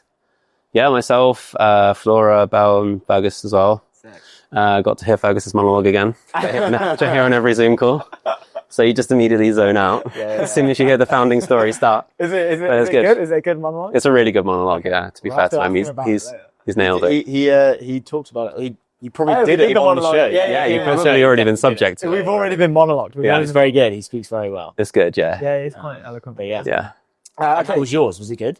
Your monologue, I guess. My monologue, I'm still refining my monologue. I'm not quite as... Well, I think we're going to find out what Yeah, it's exactly. like right now. So what do you do? But for this one, we've given you a bit of an introduction. We've also included founder and MD of Sports Pundit as well, because I wanted to get that in there. Sure. The position of head of a corporate venture at the Players Fund, can you maybe explain, like, what is that? What does it mean? And the Players Fund as well. We know that they're helping, one, power the show right now, but two, this whole sort of day is powered by Players Fund as well. So maybe just an intro on what that is. Yeah, sure. So, I mean, I guess the perspective from the Players Fund is they initially started out working with athletes, essentially using the athletes as a wedge to get into the best possible deals and investing alongside tier one funds. And a lot of the assets that make athletes really attractive as investors or co-investors into early stage businesses also apply for rights holders. And so the conversation that Fergus and I had probably almost 2 years ago was like, how do we create a model which could also work within a rights holder environment? So my background is, like, I've previously worked at agencies, and then I previously worked for two tech companies. One was in the sort of media tech space, where I was chief of staff, and then the other one was in sort of like sports performance tech, was using AI to forecast injury risk in football players. But essentially you're selling into sports clubs. So I have that experience of working both as alongside founders that are selling into sports teams, or that see the power of working with sports teams, but also having like worked with rights holders, both from the agency perspective and also as like clients there. So I guess the unique bridge that we created in terms of me and Fergus working together was like, he has the VC kind of expertise, and then I'm bringing the perspective from having worked with rights holders, which isn't a combination of skills that happen that often. So you kind of like, it's almost like skill stacking. So you don't necessarily, maybe we'll become the best at either, but like, you don't have to be the best at both. If you're like, by putting the two together, you suddenly are a lot more kind of compelling within that space. And so, yeah, we've essentially spent the last 18 months, I guess, mapping out our strategy of how we can bring value to rights holders and start to enable them to participate within the venture ecosystem in a really additive way. Because there's a couple of examples of rights holders moving into venture where they haven't maybe fully understood the assignment, or they haven't gone and got the expertise of somebody that's working deeply within venture. And so their perspective or the mistakes that they fall into is trying to take too much equity.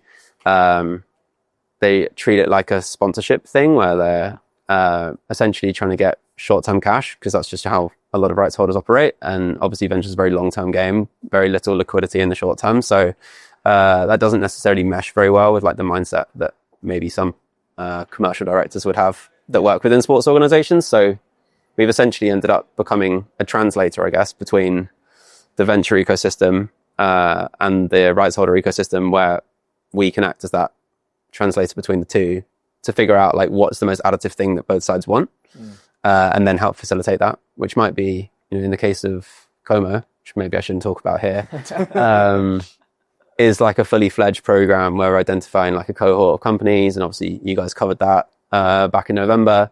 Whereas here it's like to begin with about sort of helping Juventus get venture ready and like creating like investment optionality within the club. And it's like more of an educational journey to get them to that point. I was just about to say, like, was a gonna say massive about the point of it education. must be Yeah. like you guys are literally just kind of teaching them how this works, right? Or like, because I don't think A lot of literally is the right thing word. has been like, you know, educating athletes that, you know, how the kind of whole venture world works, right? Yeah. It's like an all education piece. Yeah. Yeah. I mean, Fergus has obviously done a great job on that side with Rory and the others in terms of educating the athletes.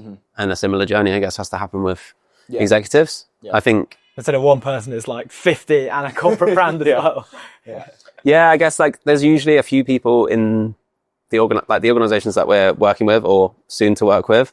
There's generally one or two that really buy into it and get it, and then it's a case of like educating the wider organization so that you have buy-in. But yeah, generally you're not like trying to convince everybody at once. It's like there's one or two people, might be like the chief revenue officer, or in Juventus' case, the head of innovation, that like buys in first and sees the opportunity for venture as kind of like a tool within an innovation toolkit. And then it's about kind of like broadly having that understanding across the organization so that it's not just happening in silo, because then you're not going to get the uplift in terms of their, like the value that they're adding to the startup only comes if the department that startup needs to work with is bought in and wanting to provide that value. Yeah, that makes complete sense. And it's like we had down like, you know, the Place Fund doesn't just write checks. You guys will advise clubs, you'll advise athletes. Like a lot of it is your teachers. You can be like guiding partners in many ways, which is really awesome.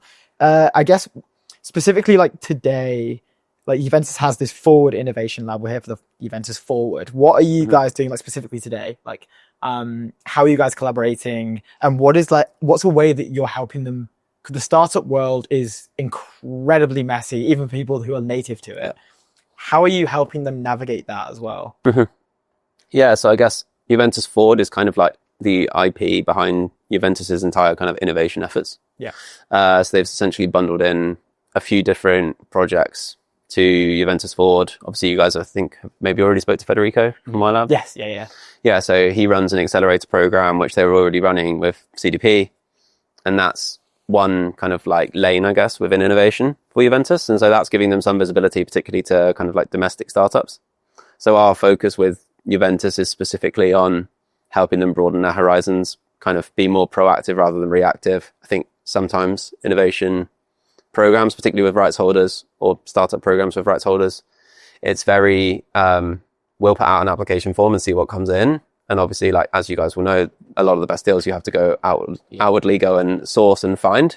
And so like having the kind of like proprietary tech that Players Fund have developed with Scout, where we're like looking outwardly for stuff, actively going and sourcing things, is like something that most clubs don't have the capabilities in-house to do. And they just don't really have the time to go out there and like find potential technologies that sit outside of the sports ecosystem that could still provide a value or create uplift for a problem that they're trying to solve. I can imagine they would never, like, people whose job it is to do that struggle at it anyway. So like imagine like, you guys just go and do it. Like, like if you're head of innovation at Juventus, you're dealing with so much other stuff as well. Like the fact that you then have to go and source stuff. I mean, every person in the C-suite at Juve is probably getting multiple startups a day, sending them a pitch deck, and like they just don't have the capacity or like strategy, I guess, to like deal with that properly and like funnel that properly, like as you could kind of expect.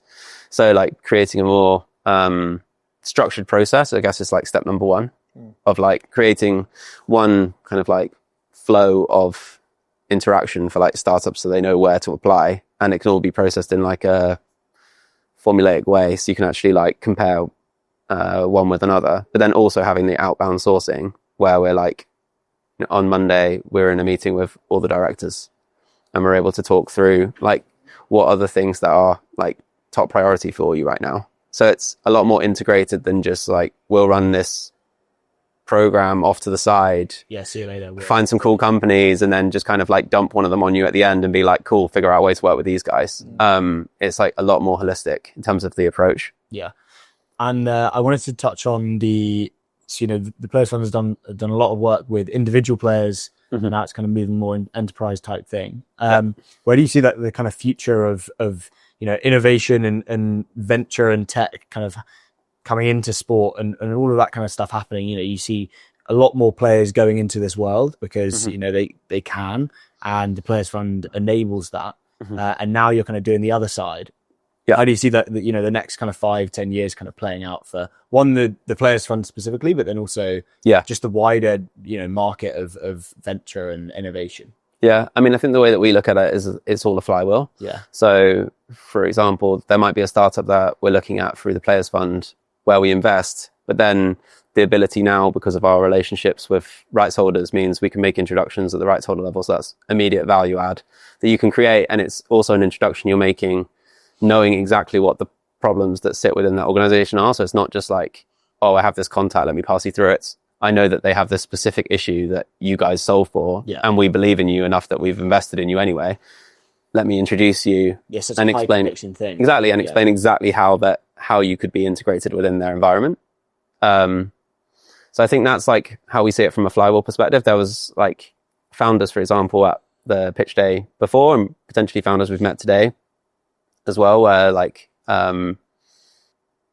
this becomes kind of the entry point of them becoming aware of Players Fund, and then actually that then turn into something where we end up investing. So it works both ways, right? It might be something we've invested in first and then brought to a club, or it might be something we see through sourcing for a club and actually it becomes something that we want to invest in. And then also there's like the player side of it, right? So we haven't done this too much to date, but obviously we have a lot of athletes. They work for rights holders. So there is a world where you could have athletes that already work with us introducing us to the rights holders where they're employed, saying like we should do an innovation program or a venture program, start to explore how venture could be like leveraged within our organization, and vice versa. There might be players now at Juventus, for instance, that are like, I want to learn more about the Players Fund. I want to learn how I can be involved in the venture ecosystem, right? Obviously, Giorgio, who was on earlier, is like a lot more deeply into that.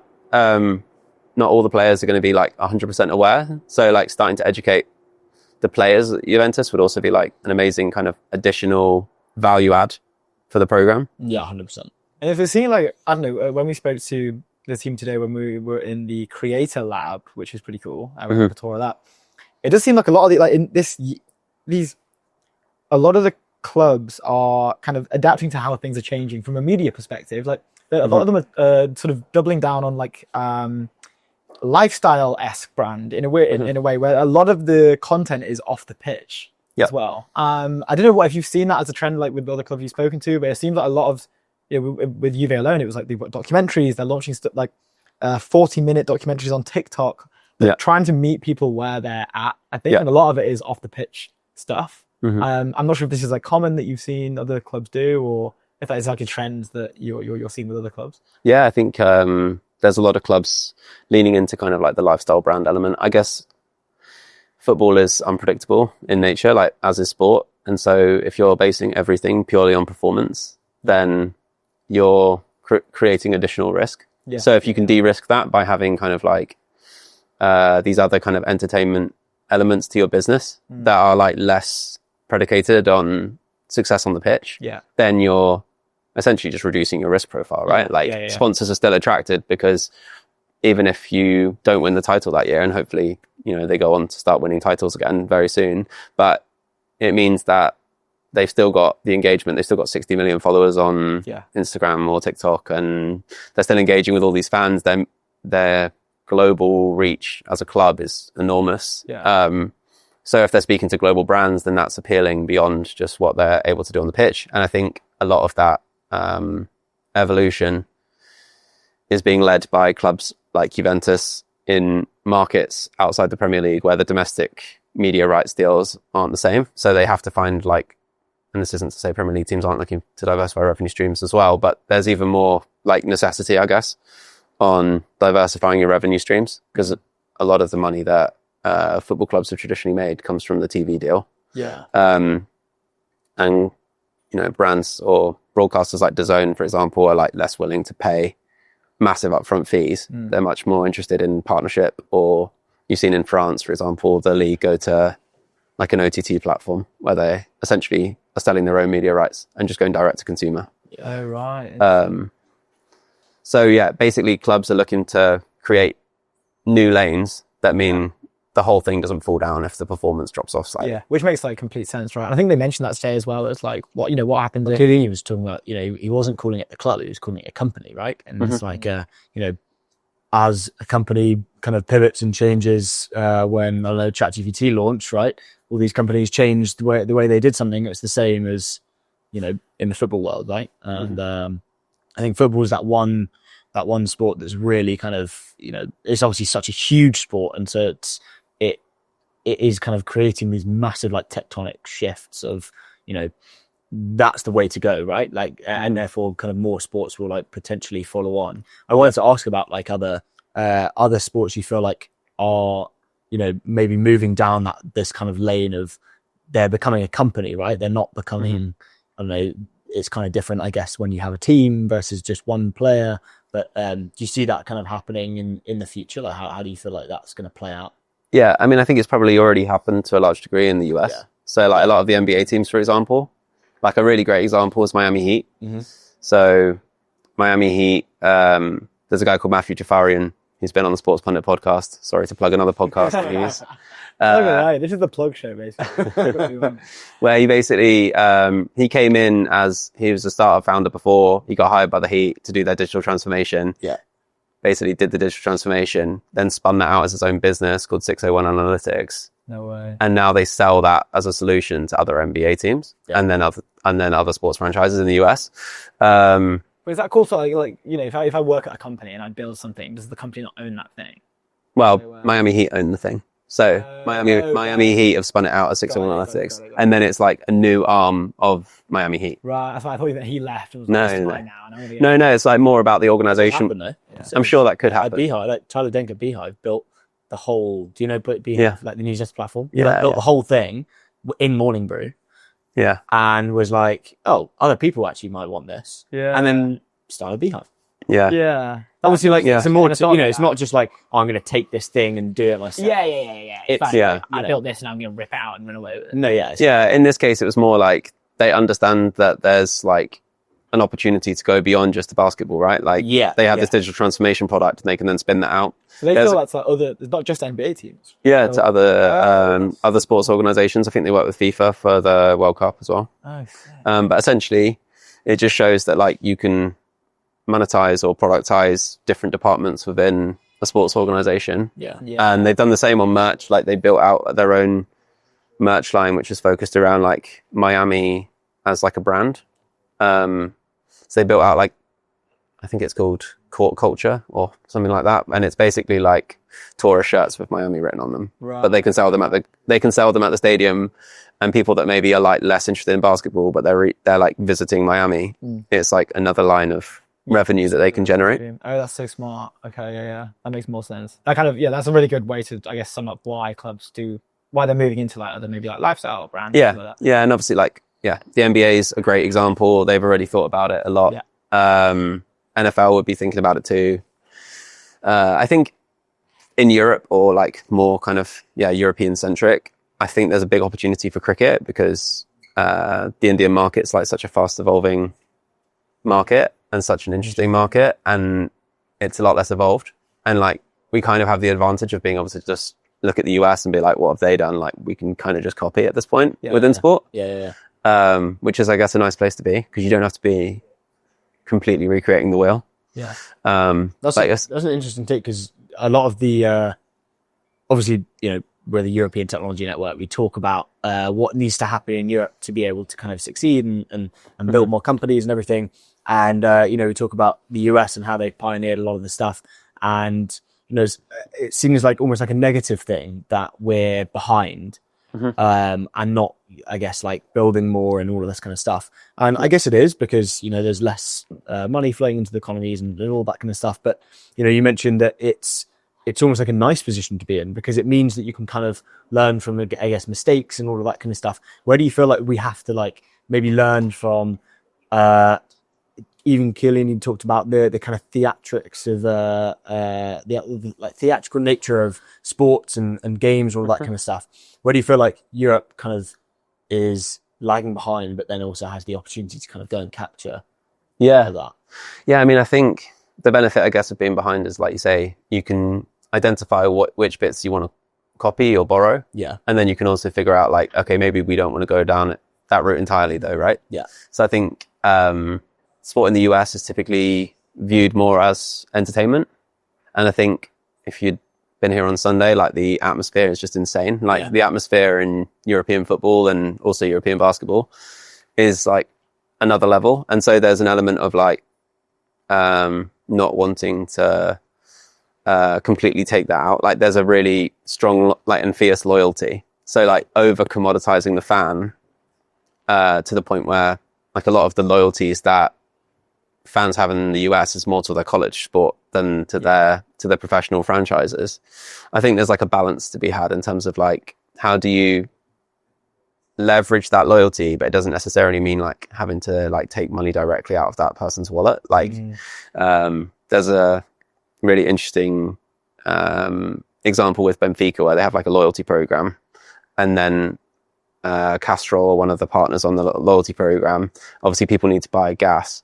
So instead of, like, asking you to buy another Benfica teddy bear or buy another shirt or another match ticket, it's like, I'm just going to fill up my car at that gas station instead of that gas station because it shows my loyalty towards the club. So it's like leveraging everyday spending. Yeah, that's sick. So, like, I find examples like that to be really interesting because it's like, you're not just taking, you're actually, like, adding value, but you're leveraging the loyalty in quite an interesting way. Yeah. I wanted to ask about the, because I talk about the Players Fund a lot in meetings where, you know, I'm talking about value exchange, and I feel like the Players Fund is such an incredible example, and will be way, way bigger in 10 years, in the fact that you guys are able to kind of create this value in such, like, a tasteful way and provide so much value too. Can you kind of talk a little bit about, like, your guys' internal strategy of, like, do you think about that a lot, and how do you think about providing the value, but then also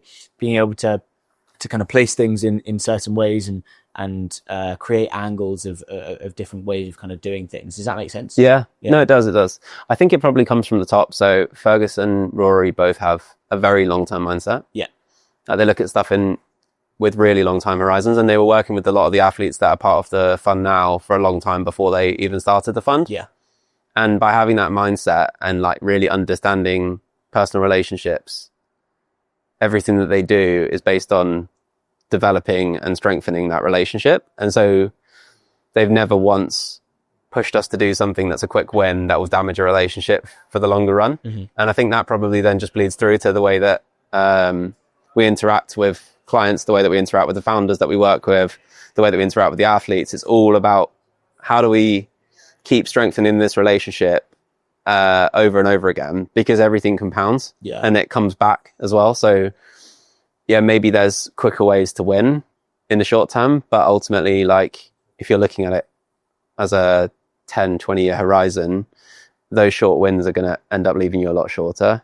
And so I think that's probably the main like cultural thing within the Players Fund. Yeah. That's and then, well summed up. Yeah. I mean, we know, like, we experience that working with you guys all the time. Yeah. Like it's saying it's why Fergus and Rory took a bet on, like, working with us so early as well. They've never. But I talk about the Players Fund all the time. We do, like, we don't stop talking about you guys because, like, I mean, you've never asked to put anything back. And I think it sums up what you say in a really cool way, where, like, long term. No, there's examples where, like, for Wimbledon, where, like, Fergus is, like, getting athletes tickets to stuff, and they're all just like, "Are you? What are you? What's coming back? What are you doing? Yeah, like, something's coming back. Like, an tomorrow, I'm just waiting tomorrow for, like, some sort of big ass back," and it's just like, "Oh, it didn't come. Like, what the hell's going on?" And then in 10 years, it's like, give me everything. That's really cool. We definitely feel that. We're coming towards the end. I think we have our next guest coming on. We want to make sure you have, like, a cap as well, actually, before you go. Yeah, I love it. I give you this. So you don't have to put it on now. You can, like, save it and put it on later. I'll save it. Yeah. And we don't want everyone walking In front of the around mirror. inside and like, Yeah, with cats. everyone- It was like, why has everyone got these blue cats? Just the back special into ones. Georgia, we're like, you don't have to put it on now. And he's like, obviously I know that. He's like, obviously, I'm not doing that. It's going straight. It's going straight in a pile with all Imagine we sorts. walk out and there's just like loads of cats. pile of blue cats. Like next to the bin. Hey, It's so sad. well, thank you very much for coming thank on. We Yeah, appreciate it's it. been great. Absolute pleasure. Yeah.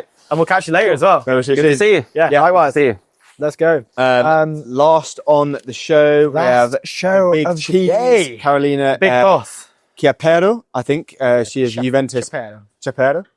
Carolina Chapero. There we go. Juventus Innovation Manager. But before we do that, Airwallex, leave outdated business banking behind. The all-in-one financial platform built for the pace of modern business. Multi-currency accounts, corporate cards, expense management, all in one platform. Go to airwallex.com. Yes. This has been such a cool day. I've very much enjoyed it. We have our last guest on. I wish someone could. I'm sad that the viewers can't like sit here right now and just be in this space. I mean, also the That's weather amazing. is just incredible. You can go on. Hello, welcome, Carolina. How's it going? Oh, thank you so much for Good. joining us. We've been really excited about this one. Yeah, Yeah. Last guest, and yeah, lost. how have you? But not the last. Best to last. Yeah. That's what I was saying. How are you feeling after last night? We had a lovely dinner. Yeah. We had some interesting conversations, but I think most importantly, some lovely food.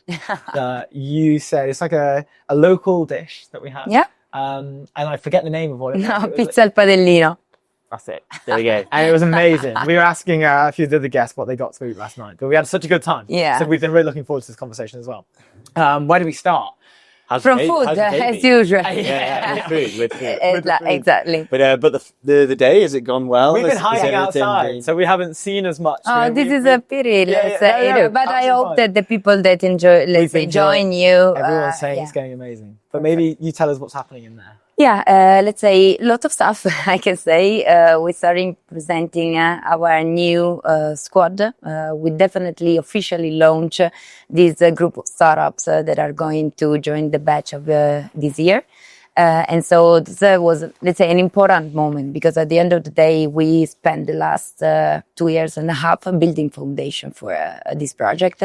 You know, at the end of the day, you cannot just start doing things. You have to understand how to do the things. And another thing that came out very interestingly from the discussion was the why. So we definitely focus on why we should do innovation and what innovation may miss for us.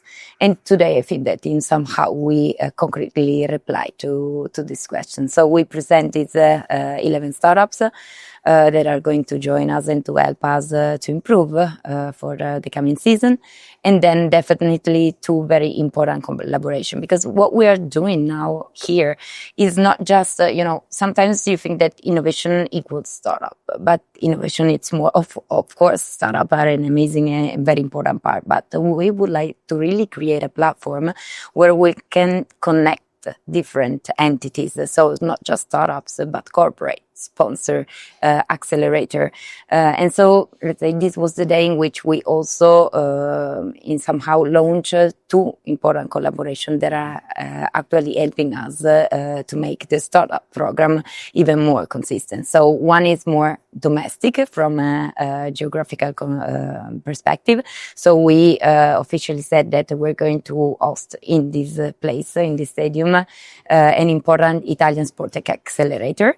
And the second one is the partnership with Player Fund. They're going to be, let's say, our teammates on the corporate venture side. So definitely they will help me and the team, of course, in order to reach our global scale. So we learn with the domestic market in somehow. Even if some of the startups are already, let's say, international, up to 11, we have, I think, 6 Italian and 5 coming from abroad, or probably the way around. But definitely with them now, we are looking to reach even greater, panel of startups in order to really make our program better and better day by day. That's awesome. And what is it? I mean, we've just turned up on the day, right? But I'm sure that there's probably been a lot of work leading up to this. What does it for a club, like what does it take to build something like this? It must have been so much work. Yeah, it is.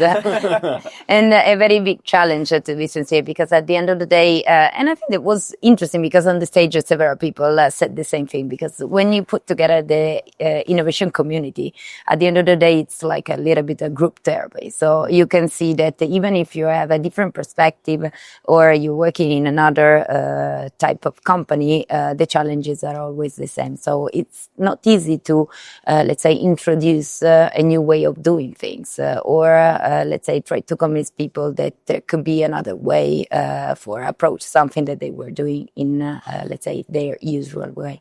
So probably one of the most important things and biggest challenge is really to understand, and back to the beginning, how you should deliver the program properly in order to be embedded inside the company. So this is really an important learn that we, let's say, we had in the last years, that you have to start from problems and from needs.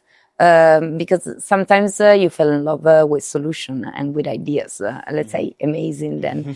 And the good things and the interesting things is also that usually the innovation guy, do not always have a vertical expertise. So maybe you're fascinated by something that then you ask to the expert and they told you, Carolina, forget about it. It's not definitely you're falling in love with something that won't change our way of doing things. So definitely what we're doing today is presenting a group of startups that are solving, real problem and tapping into real opportunities. Could be other, definitely tons. And this brings us to another things that is probably important to underline. Sometimes people, when look at clubs or look at this place, always think to the field and to the people that are on the field, the athletes, that of course are our core business. But at the end of the day, we're a corporate. So innovation can really serve a lot of different departments and people that are, let's say, around the team and not only the team. But even if we look there, even what is happening under the, let's say, the feet of the team, you can do so much innovation if we are going back to green management. Or we saw some startups that are working, about brains, so the most important muscle of the athletes. But really, you can go from the feet to the top, but definitely from, fun engagement to fun experience. Here usually during matches there are 43,000 people, so you can do a lot for them. So I love the word impact, because the beautiful things of innovation is that you can really impact something. This does not mean, that you have to be radical. Sometimes even a little change can create a very interesting and good impact. Yeah, we've been blown away with how, big the event seems and how many people are here and how kind of prestigious it feels, right? And what do you feel that Juventus does so differently and so amazingly that means that you guys can be at the forefront of kind of like innovation in every kind of aspect that you were just mentioning? Yeah, but it's difficult to be in every kind of aspect. Yeah. I think that we can start, let's say. I do not want, let's say, to make expectation, but it's really test and learn.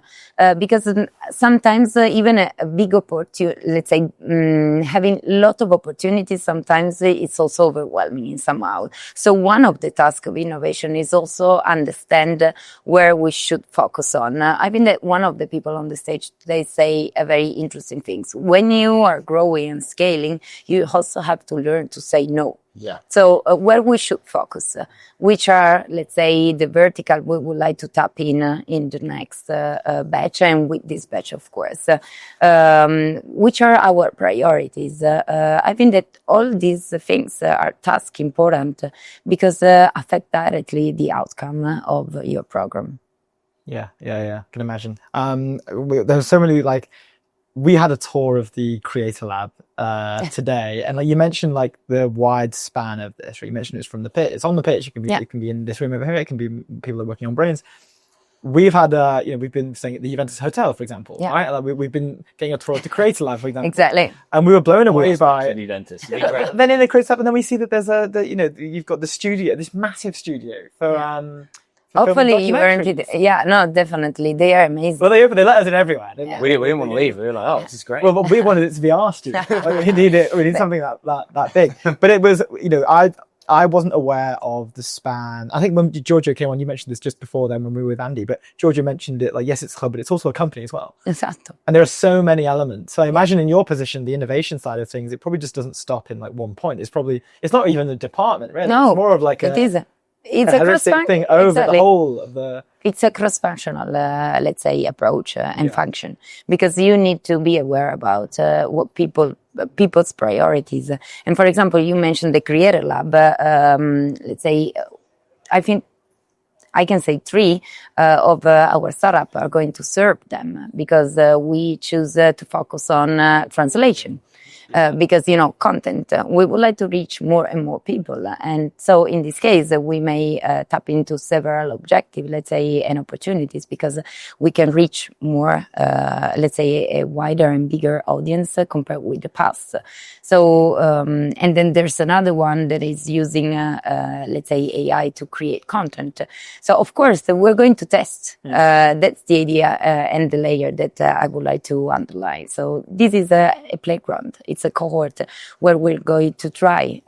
Probably we may fail in somehow, but definitely it's really a way to create and to bring alive this idea of being a big lab for testing and to identify solutions that we can really benefit of, let's say, from. Yeah, one kind of key theme that we've talked to, Giorgio mentioned it, and a few other guests about the kind of curiosity piece and always kind of being curious.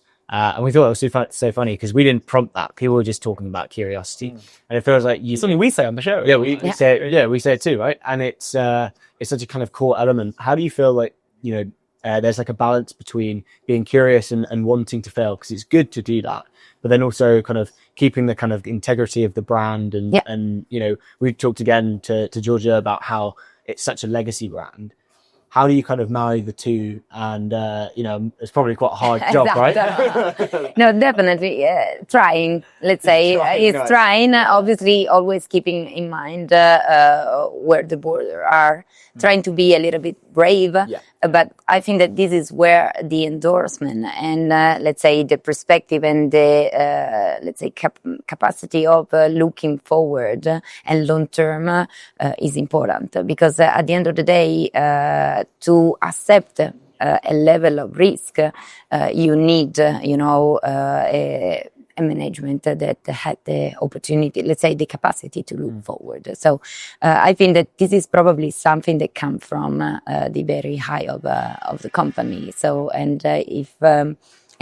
I'm very glad, because I think that we are having this opportunity.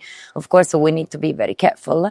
On the other side, if you're not brave, probably you're not courageous, and probably it's difficult to change things, or at least to try. Definitely. I mean, speaking of forward, like what can we look forward to from this, from the program? Like, have you got anything else exciting planned for the rest of the year? Yes, of course. Let's say we have to start playing. Let's say we present the team, but now we take the field. So definitely we need to start working properly on all the pilot with all the startups. And at the same time, we have to start this assessment work where we're going to identify the vertical where we would like to tap into in the next batch. So we will start this, two side of the activity where we really have to bring alive the different project, and on the other side, try to structure the future. But I think that it's part of the structure that we created. The idea is innovation helps to identify, support the pilot, and then hand over to the function. Because let's say we created this program really for the company to benefit, and so this means that. I really hope that most of the startup that we have chosen can become, completely embedded inside the company. If not, maybe we will, for sure, we will have learned something. Maybe it's the right technology, not the right partner. Maybe it's definitely not the things that we would like to put in place, or maybe it's just what we were looking for. Yeah. I always say it's like a playground, right? Yeah, exactly. Yeah, kind of figure it out. I think if we're still good for time, are we coming to the end, or?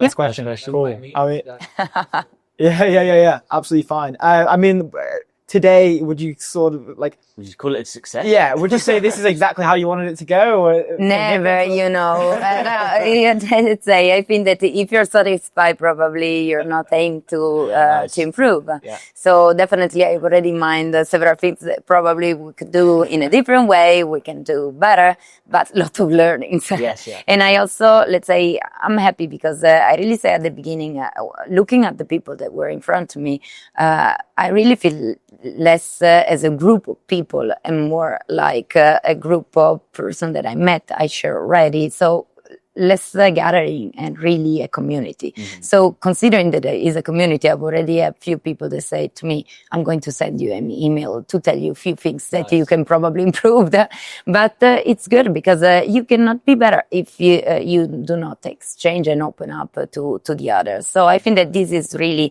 what stands behind the idea of a team. It's not a narrative stuff, or maybe it's also, but I think that teams means something. So it's more the concept in terms of mindset. So this is a squad, this is a team, not because are 11 players, but because there will be 11 entities that has a specific role that need to have the same clear objective and that would like to be alongside Juventus to score and to win because, let's say, this is our mindset. Yeah. Wow. Interesting. Super interesting. Yeah, we can. Thank you so much for the time. No, you're welcome. Thank you for being here. Let's say, Thank you very happy. Yeah, it was so good to It's meet been you. super fun. So good to meet Also, you. this is for you. This is Oh, your cap. grazie. Have I got two? Oh yeah, I do. Ok, perfetto. Nice. Good with the Looking food. good. Looking good. Thank you so much. Thank you so We much. Appreciate Catch it. with you later. Awesome Final guest stuff. of the day. That is it. Quick word from our sponsor, Polymarket, the world's largest prediction market. Stay informed and profit from your knowledge. Go to polymarket.com. That is the show, ladies and gentlemen. Thank you so much for joining. We appreciate it. We've had an amazing time at Juventus. Juventus forward. Thank been a you cool to event. Juventus. Thank you to To the Players Fund. Thank you to all our guests. And We're going to figure out Yeah, how this to is pretty top cool. this backdrop. We're gonna have because I'm to not turn- sure if we can ever. Panathenia. Could we top it? Maybe Panathenia. Maybe know. Lars and the team can pull it out of the bag. Lars, it's up to you. Thanks for tuning in, guys. And we'll see you next Tuesday. Ciao.